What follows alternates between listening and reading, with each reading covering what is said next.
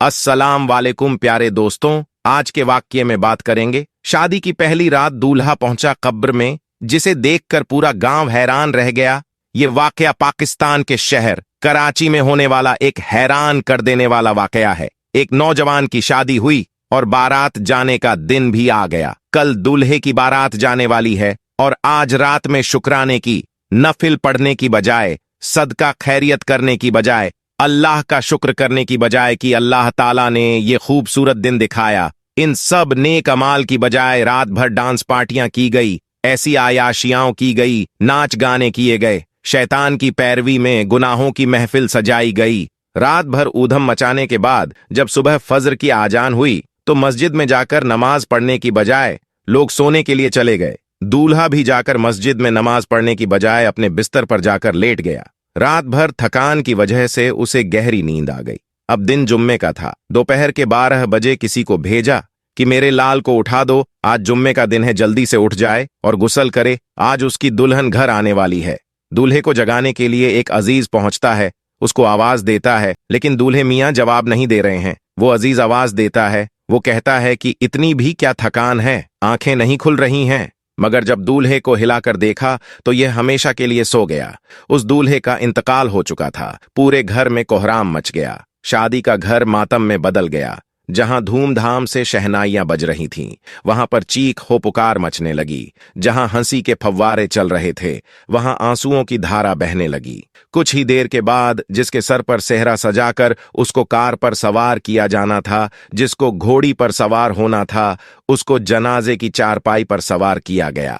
जो बाराती शादी हॉल में जाने वाले थे, वो उस दूल्हे को कंधे पर लाद कर कब्रिस्तान चल पड़े। वो दूल्हा रोशनी से निकलकर अंधेरी कब्र की तरफ बढ़ता जा रहा था।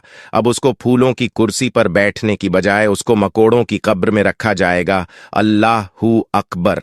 देखते ही देखते वह दूल्हा कब्र में उतार दिया गया। हमें मच्छर भी काट ले तो बर्दाश्त नहीं होता, कब्र में बिच्छू का डंक कैसे सहोगे? अल्लाह ताला से दुआ है, अल्लाह ताला हमें और आपको नेक रास्ते पर चलने की तौफीक अता फरमाए। आमीन सुम्मा आमीन। आइए हम आपको एक दुल्हन की कहानी सुनाते हैं।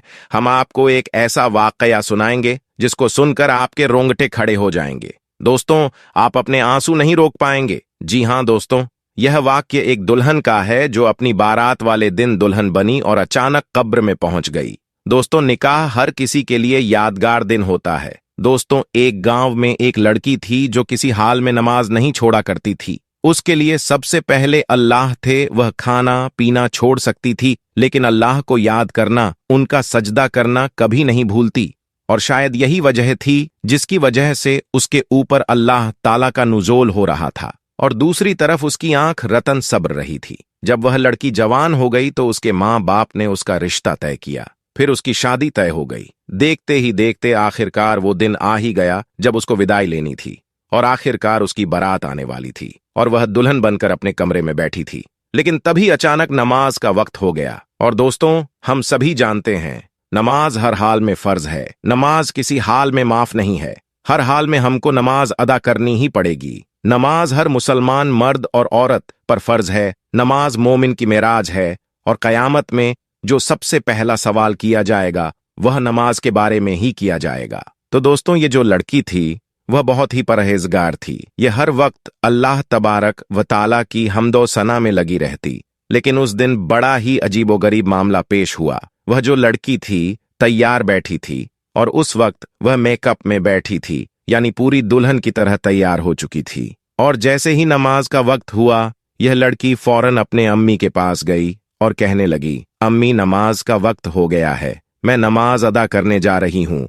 इसकी मम्मी बोलती है, बेटी कुछ ही देर में हमारे घर पर बारात आ जाएगी और ऐसे में तुम वजू करोगी तो तुम्हारा सारा मेकअप उतर जाएगा और यह जो खूबसूरती नजर आ रही है इसमें कुछ ना कुछ कमी आ जाएगी। इससे बेहतर है तुम नमाज अभी ना अदा करो। लड़के वाले कभी भी यहां पहुंच जाएंगे। एक दिन नमाज ना अदा करने से कुछ नहीं होगा, समझने की कोशिश करो।